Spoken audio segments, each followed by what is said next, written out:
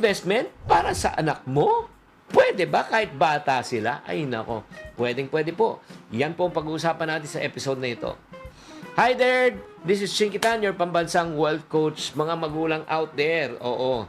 Kayo ba ay talagang gusto nyong umasenso, umunlad at kumanda ang kinabukasan ng inyong anak? Pag ang sagot nyo ay yes na yes, bibigyan ko kayo ng tamang strategy. Okay.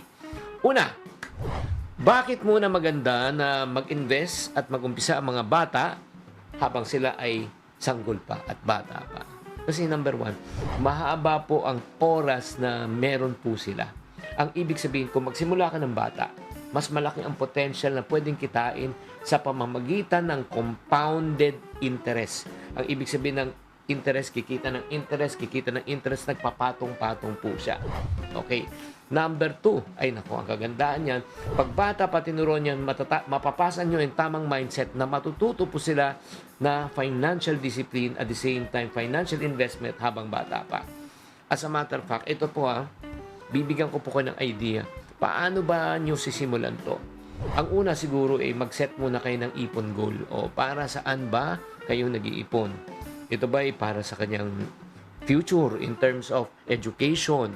Para ba sa kanyang, like for example, investment in the future or business capital? That's number one. Number two, magtabi ka kahit pa konti-konti. Pa 50-50 pesos kada araw, 50 a day times 30 days, 1.5 a month times 12 months, 18,000 pesos a year. O, kunyari, zero age, noong pinupsan. After 1 year, di ba, birthday na niya, 18,000. Anong gagawin mo sa 18,000?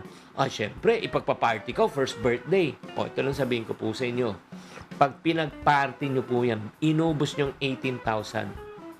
Anong pang i-invest mo in the future? Wala. Alam mo, ito lang ang reality is, alam mo, pinakamagandang investment na pwede mo bigay, yung pangbonggang party mo, kung 18,000, 50,000, 180,000, kumurot ka lang ng konti, di ba? Kahit na 3,000 na lang muna, itabi mo pang party, yung 15,000, i-invest mo sa Pag-ibig MP2. Imagine mo, ito na sabihin ko, pag in-invest mo yung MP2 niyan, in 30 to 40 years, nako, baka masyak ka. Aabot na ng 50 to 100,000 yung inipong mo yan. At kung tuloy-tuloy ka pa, lalaki yan.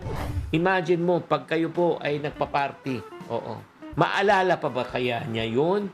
Diba? Kung sino yung mga naimbitahan, kung anong kinain, at yung kinain ng mga bisita mo bukas wala na. Kaya kung kayo ay may pondo, itabi nyo na para sa future ng bata, para kaya mo silang ihanda.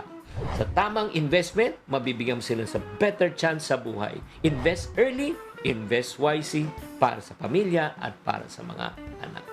Sana naliwanagan po kayo sa episode na ito. Tatandaan, tamang karunungan, tamang disiplina po ang susi sa pagyaman.